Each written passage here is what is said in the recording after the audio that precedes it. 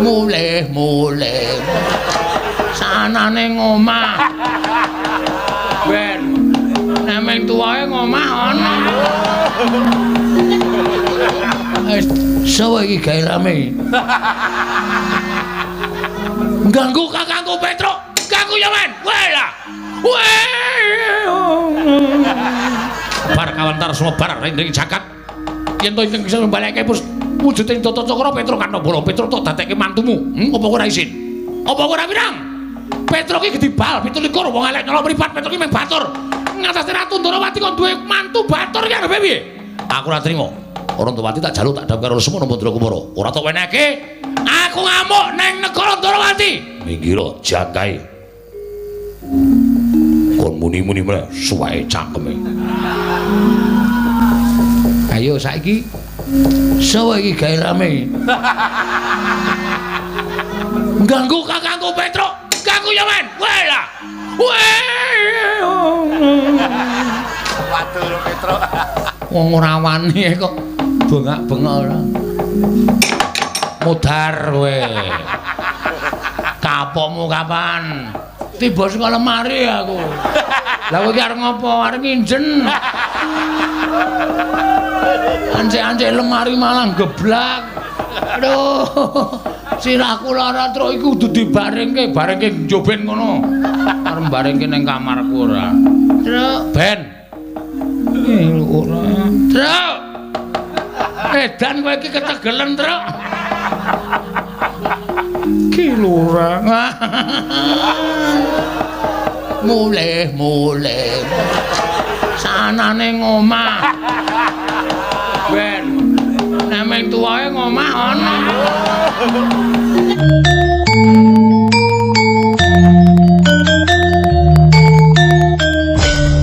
ben nemeng tuwae ngomah ana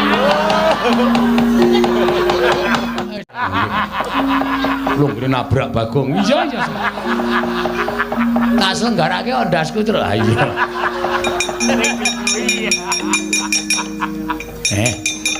diajeng kula wonten dawuh ki lurah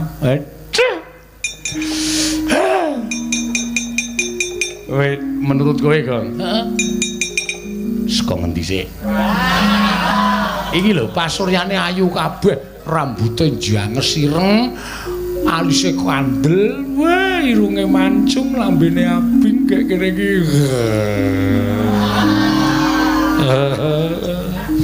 aku njaluk wes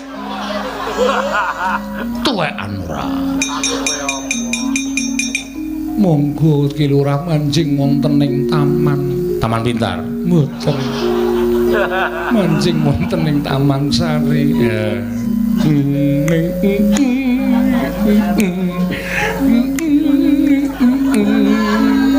wis ya Kang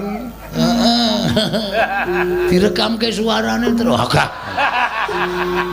suarane kok direkam ora wedian terus gak ada putri ora nek kirek wedok duwe niku mang jodoke biawak mburi sampean kowe dasmu kuwi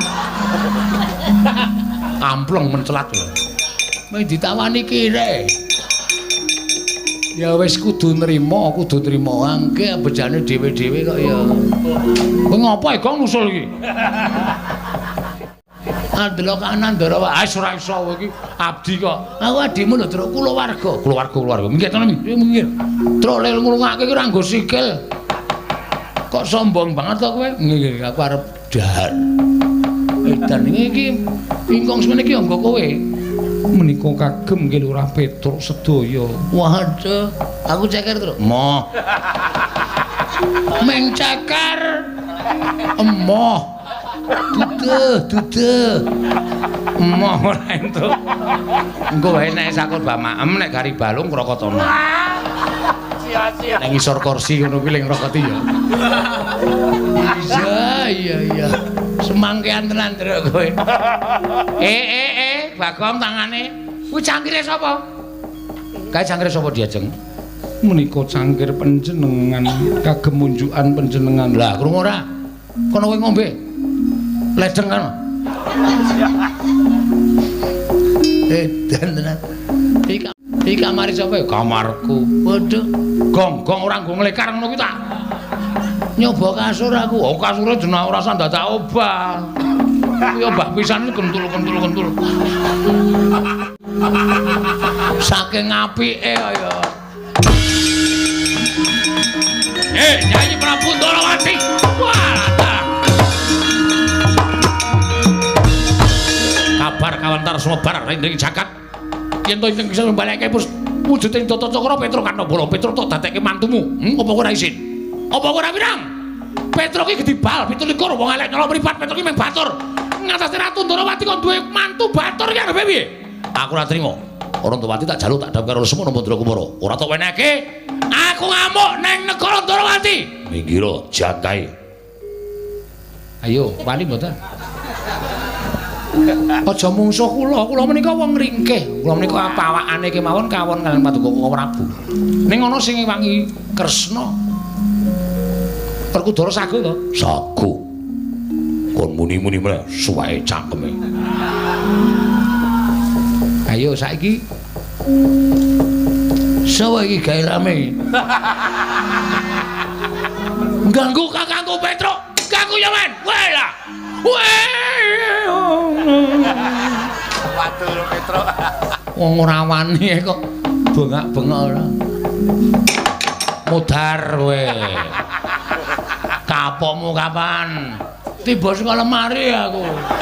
Lah kowe iki arep ngopo? Arep nginjen. Ance-ance lemari malah geblak. Aduh. Sirahku lara truk iku kudu dibarengke njoben ngono. Arep barengke ning kamarku ora. Truk, Ben. Ora. Truk. Edan kowe iki ketegelen, Truk. Ki lurang.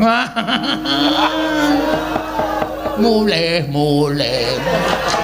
Sanane ngomah.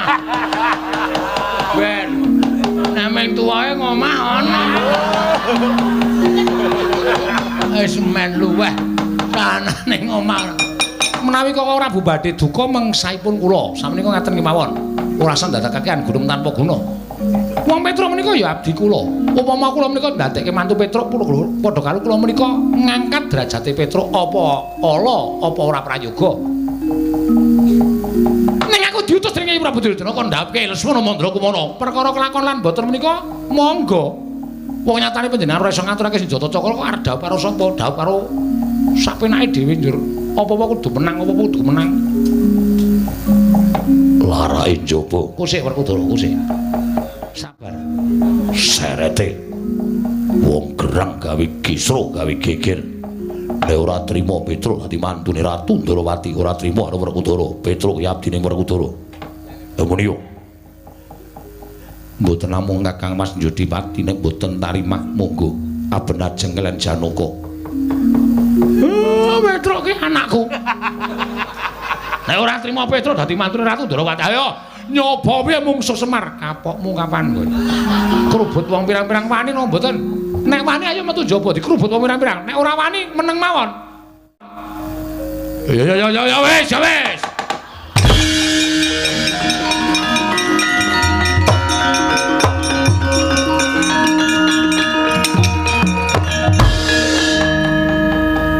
Ning Kurawa dampyak bakal njaluk Wantawati Werkudara. Nggih.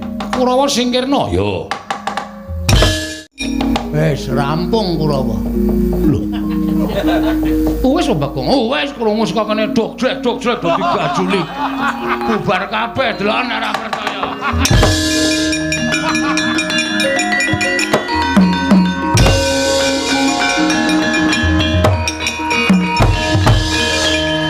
Werkudara wis rampung. Wis. Dursasana tak candhak tak tendang. Kartomarma tak candhak tak buang. Surtayu tak tendang kontal. Citraksa tak dukumbo. Ngandel ora. Ngono cerdas ki cekat-ceket. Wis resik. Wis ora ana sing bakal ganggu gawe. Wis tok sifat barat. Wis. Nganti semengko pepinginaning Baladewa kepengin suwita marang Begawan Sabdawala. Mbrebeki jagat akeh para nalindra satriya Brahmana ingkang padha suwita marang Begawan Sabdawala. Pragata wonten dawuh. iki bener pertapan Kembang Sore. Miturut seratan ingkang wonten gapura pertapan Kembang Sore Argareja Sedayu Bantul. Iki mriki menika sampun boten badhe sik klentu. Iki menyang pertapan Kembang Sore. Kasinggihan mekaten. Yen ngono iki pendhitane sing jeneng Sabdawala. Oh, mulai boten klentu nggih niku. Mulai panjenengan niat badhe suwita sampun ngantos panjenengan nyawang dhateng gelaripun pendhita. Mulai dipun sawang surjanipun sajake ming sewan. Napa le nyolong nalika panitia wayangan. Ning kampuanipun kasektenipun sinuwun. Antasena, piye Mbah? Ana dayah kok ora sopan munggah ning pendopo lah kok ngunek-unekke omongane srone ra jamak. Ora nganggo tata krama iki janjane iki ngerti unggah-ungguh apa ora? Pragata wonten dawuh. Sawangan. Sawangan pendhita kuwi. Nggih pripun? Lho miturut Udawa danane ra iki ora kleru to iki. Menganggo iket, menganggo surjan. Ning pancen cahyane kanggo wong Sunda langit. Ning aku ora pangling. Iki Petruk iki. Iki Petruk iki pendhita ora pokro. Aku mbok kon suwita karo Petruk, aku mbok kon suwita karo Sabdawala. Ora sudi aku dadi murite. Pragata wonten dawuh Bali wae.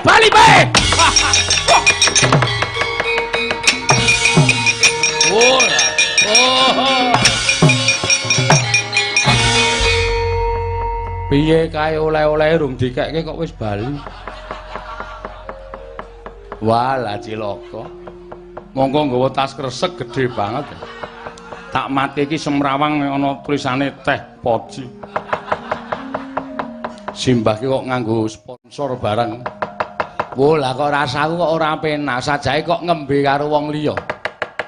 Ana ratu kok senengane ngias karo wujudan sing kaya aku. Ya upama ora kepengin sweta karo Sabdawala, ora rasa tekan kiri rasa ngunek-unekke kaya ngono kae aku dipresani karo para cantrik-cantrikku. Dipresani karo para manguyu jejanggan sing padha sweta karo aku dipirsani karo santri-santriku rak.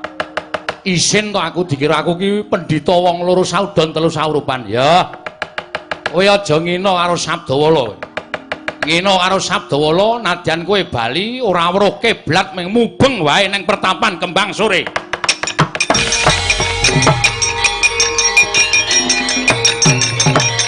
Loh! Wah, ladalah.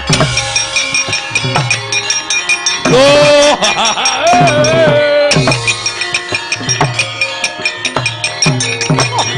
Wah, ladalah. Oh, lan jedul kene.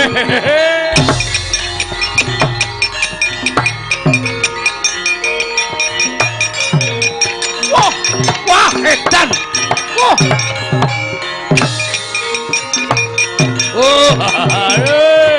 Ora.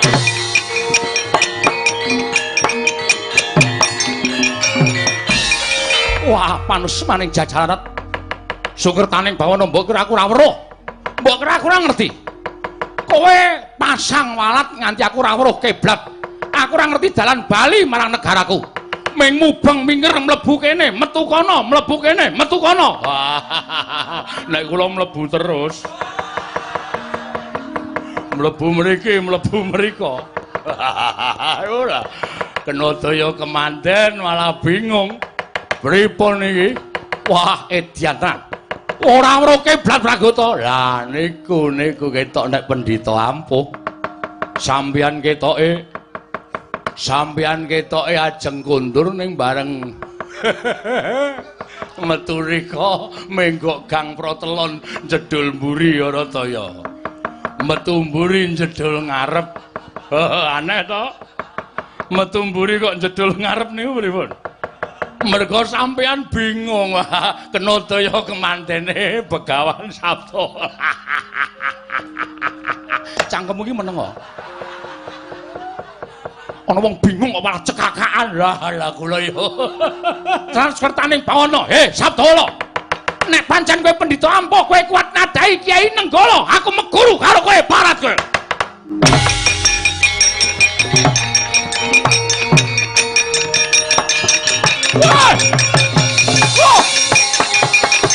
Wah! Ana wong bingung kok malah cekakaan. Lah kula yo. Niku yo nderekke sampeyan yo melu keblasuk. Pripun? Iblis manat. Manus maning jajaran Skertaning Bawana. Sabdawala.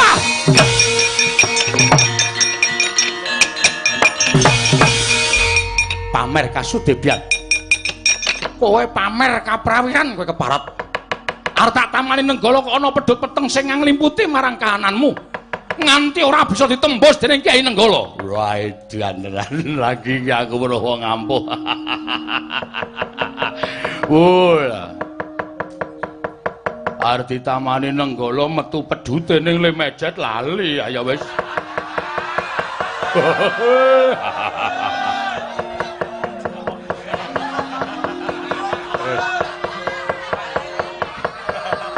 Ya wis dimaklumi karang wis sepuh.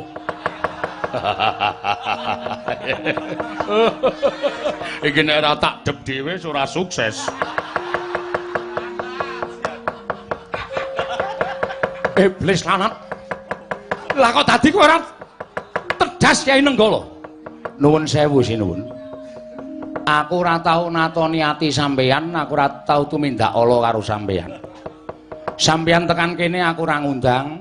Sampeyan tekan kene karep sampeyan dhewe kok nesu-nesu ki jane sampeyan nesu karo sapa? Nesu karo sapa? Lho, nesu karo awakku dhewe. Nesu karo awak sampeyan dhewe kok sampeyan namani Nenggala karo aku? Tak takon. Nesu karo sampeyan dhewe kok sampeyan namani Nenggala karo aku? Untung aku kuwi pendhita sing ngerti marang kahananmu. Nek aku ora tata-tata, nek aku ora samapta nggati sawijining diri, apa ora mudhar aku? Pusaka kadewatan kok dienggo sak penake dhewe. Nek sampean ora kepengin neng kene, sampean ora kepengin swita karo Sabdawala, aku ora ngundang sampean. Mang Bali piye? Bali ra weruh dalan. Bola bali ping-ping mengko ning paman kene. Lah niki nek sampean udu salahku. Wong ki nek ora pamit karo sing ndhe omah, diblasukke karo sing bau reksa. Ya. Oh, bener niku, bener dasmu kuwi. Aja nesu. Ratu Gung Binathara. Ratu disembah wong sanegara. Metu toilet. Aduh, bongko aku liwat sumur barang mubeng-mubeng sampean mau krasa mboten mubeng-mubeng sumur. Ya aku ngrasa. Wah, lha niku ana ratu kok sobo sumur. Ya wis, nek pancen kaya ngono. Aku bali, aku ora sudi mapan ning Kembang Sore. Nek bali mang bali rasa kekan gunom. Ya, aku bali regane atiku.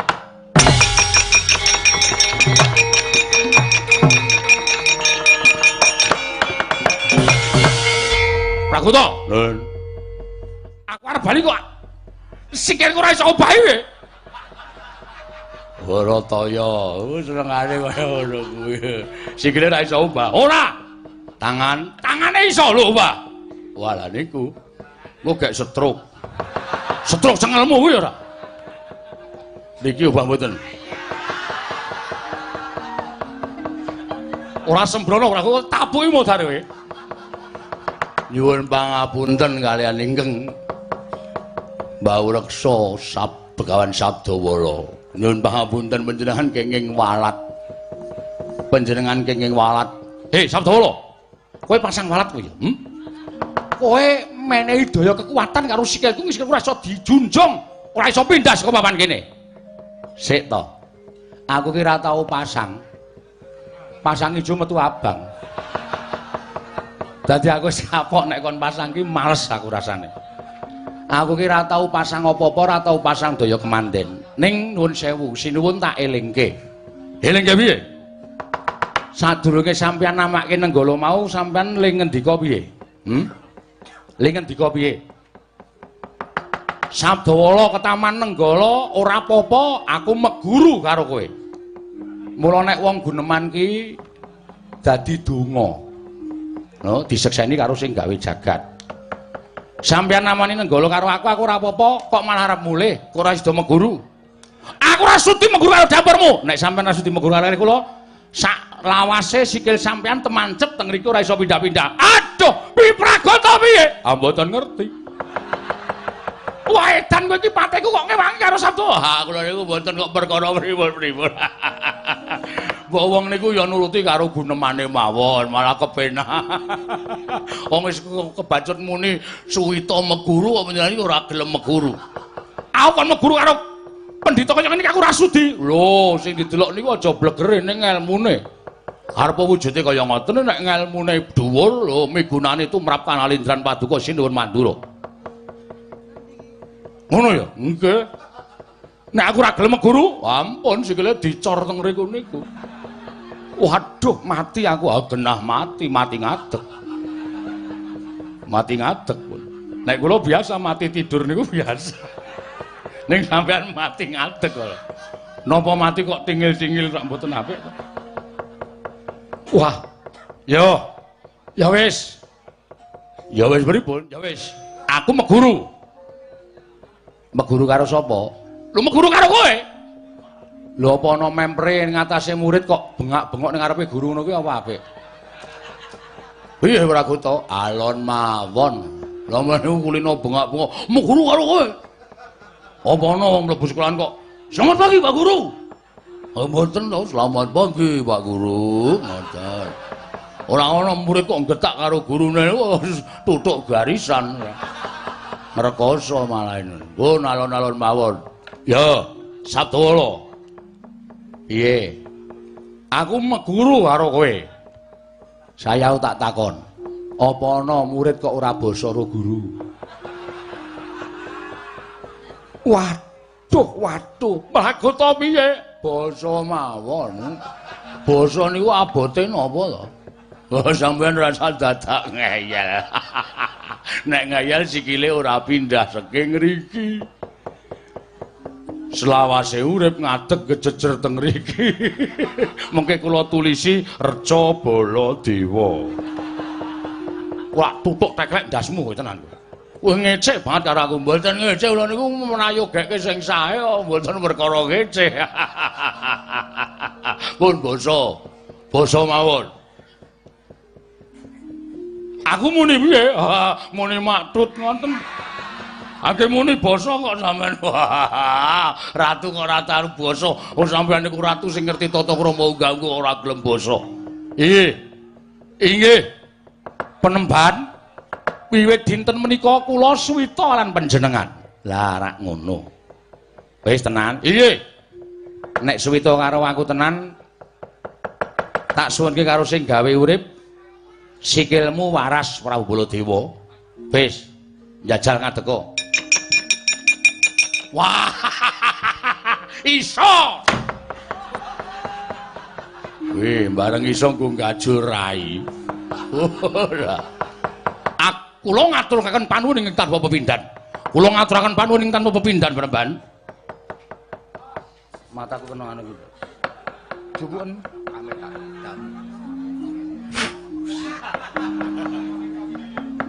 Parat. Penemban Sabtowala wis gawe srana sikilku ora iso pindah, saiki mataku kleben.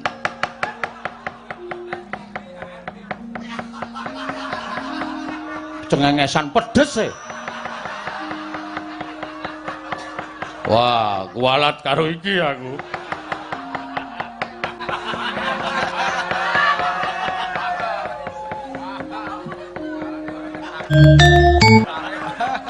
Nek carane TV gangguan.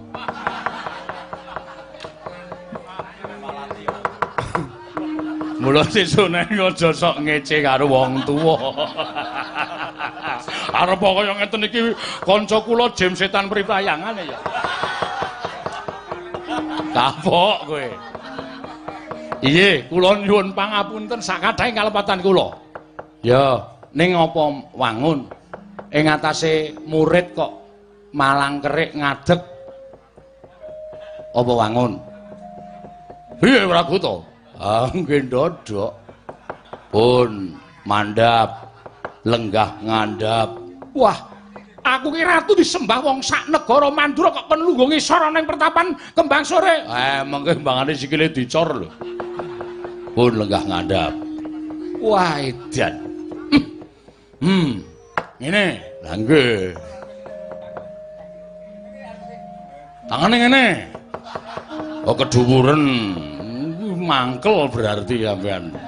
Ya wis ora ngene lah. Wiwit dina iki sampean dadi muridku. Inggih, Penembahan inggih. Pragoto Suwita apa ora? Wah, jelas. Kula sing nglantarke sinuwun Prabu Baladewa sepados wuwuh ngelmunipun kok kula mboten suwita niku. Kepareng mboten kepareng kula badhe ngaut pepodo Paduka Penembahan Sabdawala. Ya, tak tampa. Ning gandeng iki siswaku cantrik akeh banget sing padha kepengin butuhake marang aku. Prabu Baladewa Pati Pragoto sumene sawetara ning jero pertapan Kembang Sore. Aku tak dadi pendhita sing adil nuruti apa sing dadi penjaluke siswa-siswaku, cantrik-cantrikku. Ngono wis tak timbali kowe bakal tak paringi ilmu sarta bakal tak wenehi apa sing mbok takokake. Mekaten Penembahan. Iya, inggih, ngestaken dawuh. Nyuwun pamit sing ati-ati aja kaya bocah cilik Prabu Baladewa.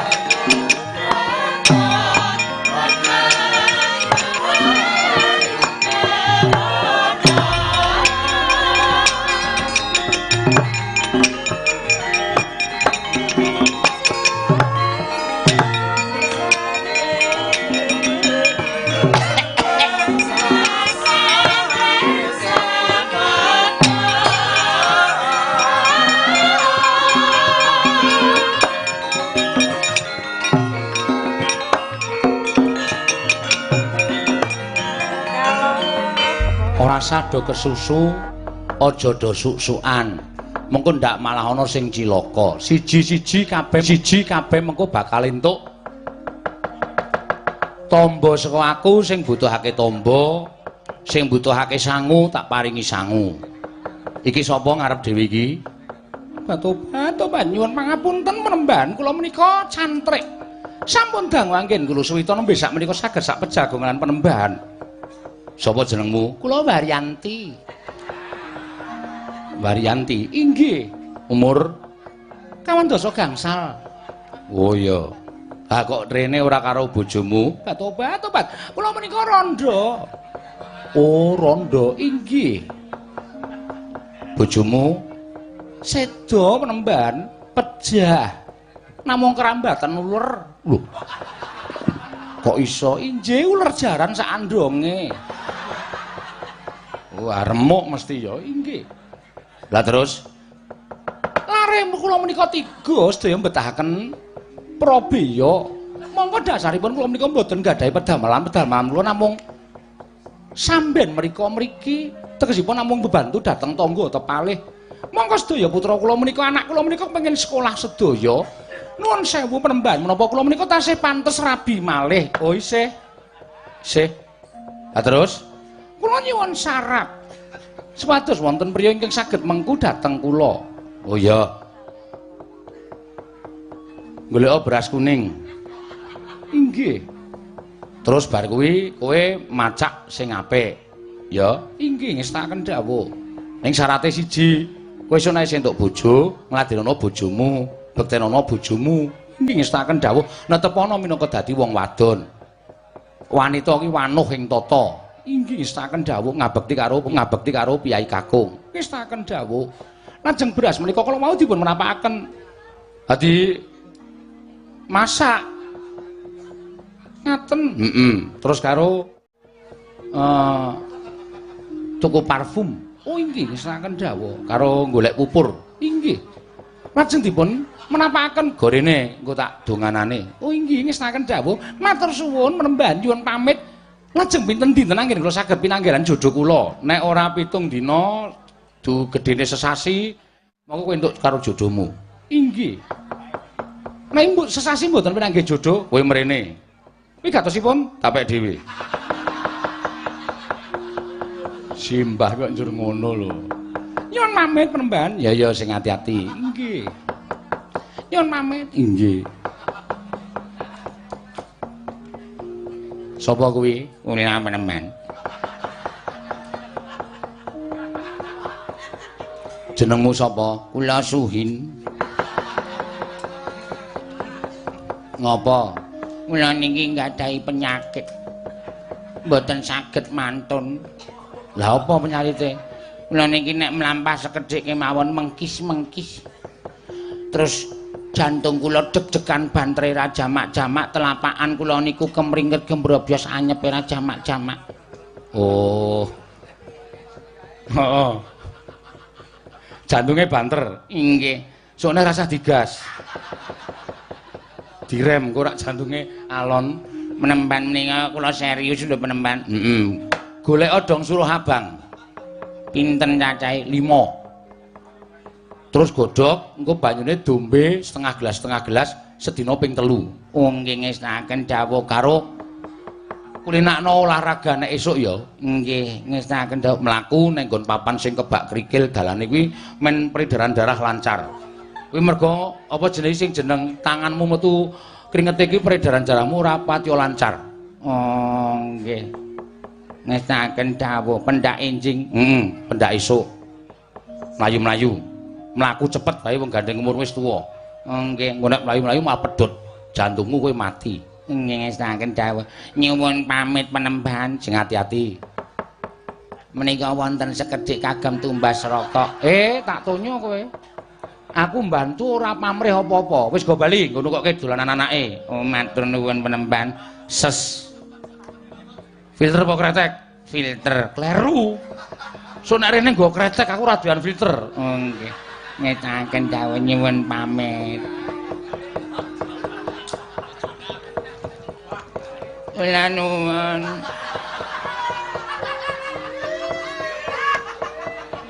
Sapa iki? Kula pun tugiya.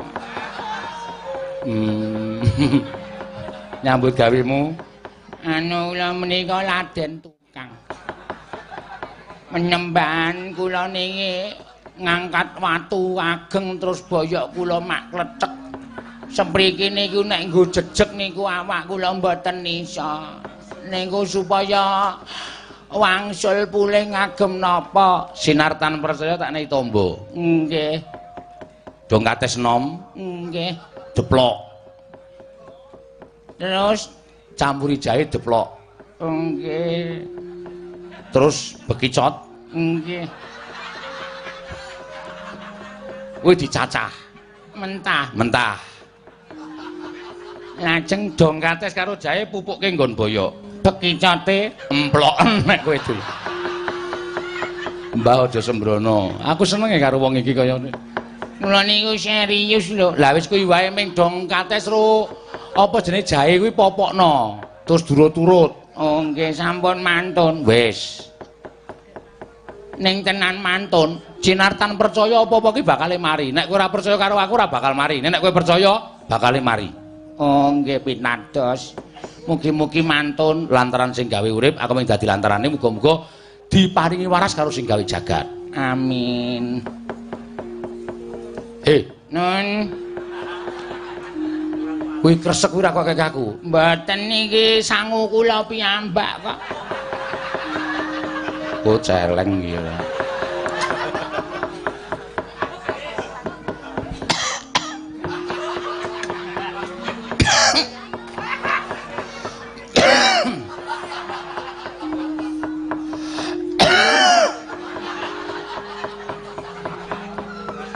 Sapa iki?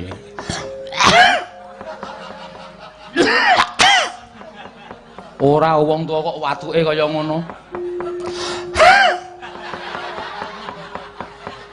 Ina nuwun panjenengan. Sapa kowe? Kula pun prayit. Prayit.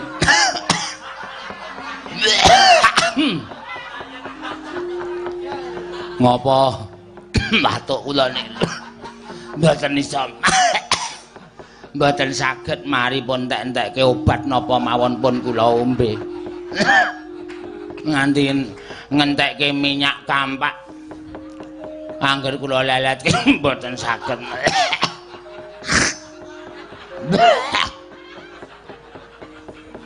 Saake nggih. Kula nyuwun tamba. Hawatuk mergo ngopo? Lha niku nek sedina mboten ngombe minuman keras niku awak kula mboten penak. Mula kula tetep nyanding paling mboten nggih anggur orang tua. Kuwi sing marai elek ning kono kuwi. Watukmu ki tok gawe dhewe. Nek watukmu watuk penyakit ora mergo kowe ngombe, kuwi tak nehi tombo. Nek watukmu mergo penyakitmu watuke mergo kowe ngombe, rasakno. Kuwi undu-unduamu nggonmu seneng ngombe. Sing jeneng ngombe kuwi ngrusak marang awakmu.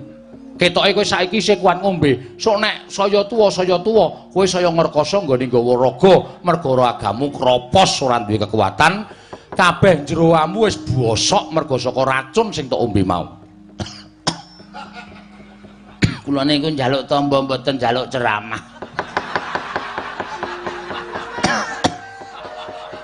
Ben mari pripun kok sampean malah ceramah niku. Kula niku nyuwun tamba tambane napa? Nek perkara ceramah niku tangga kula wis nyetel saben esuk. Kula ya wis ngrungokke. Wong ngombe-ngombe ngangge didit kula dhewe kok mboten njaluk sampean. Niki kula kepengin njaluk tamba. Pripun carane supaya mari niku pripun? Ya wis, tak tambani. Nggih. Gamping rong prongkol. Nggih. Kuwi engko keke nggon apa jenenge rantang terus soki banyu. Kei karbit. Terus kae apa obat lemut sing sok doleske sapa jenenge? Hah? Sing sok doleske kok baygon. Autan. Seneng ta kowe autan? Niku sok tak campurke tenggen beningan nek kula ngombe. Nah berarti seneng kowe. Nggih. Kuwi autan kuwi 3 wadah lebokno ning nggon banyu gamping mau. Percaya ta kowe? Picados. Ombenen. Engko ngrasake kowe teler sak penak-penake wong teler. Bar niku ae sembuh. Ning mantun to le mari sak lawase mari kowe bakal ora watuk. Nggih matur nuwun. Nyun pamit. Mengke nek kula mriki selanipun jeng napa kula betake anggur. Aku ora butuh, wis kono ngombenen dhewe ning omah kono. Nggih. Anggur merah mboten kersa. Ora. Napa sing rada modern? Vodka. Nggih. Mengke dicampuri kriting ding. Kriting ding ora. Ah jan ngrekoso. Iso mari, Mbah. Wong kono kan ora dipateni ra ana marine. Ah terus mau jamune mau marai mati wis ben nengke wae. Ora gelem insap kok.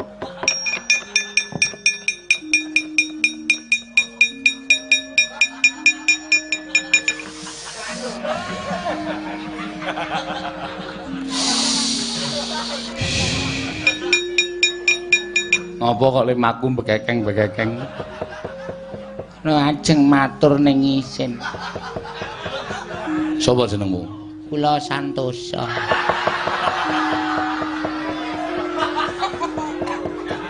Napa? Lara apa? Anu, Mbah. Kula tak radi ngecak nggih, Mbah. Ya. Mengke ndak krungu wong-wong sing cantrik-cantrik liyane. Heeh. Lah niki nek pipis panas. Loru nika. Sadurunge lara kuwi kowe nek dolan endi?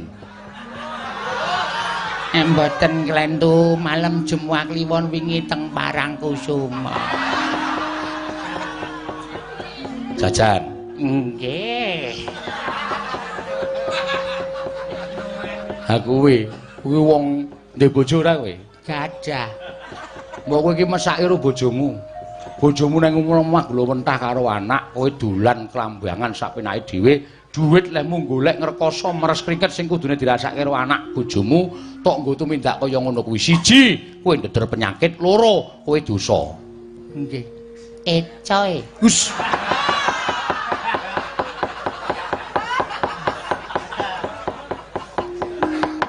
Kanikmatan sing kok rasake kuwi mung sementara, kuwi mung sedhela. Ning sesuk pitukane nang kono ngrekoso. Oh kuwi entuk karma sing tok lakoni. Nggih. Duh.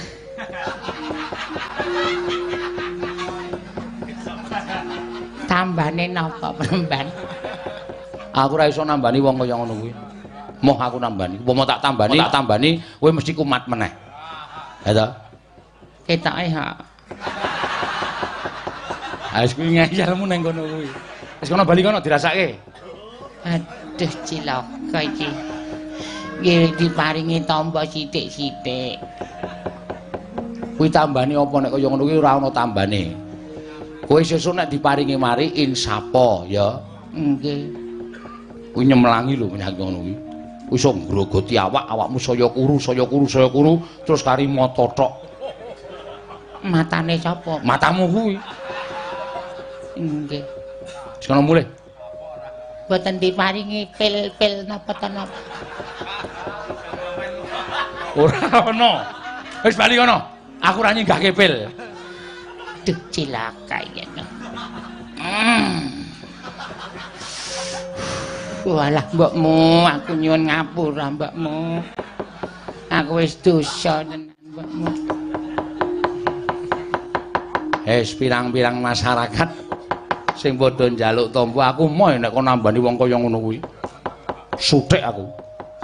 Ya nek tetulung karo sak pepadane iki aja nyawang karo wonge to, Mbah. Ditulungi kabeh. Kaya ngono ditulungi tuman wae ora.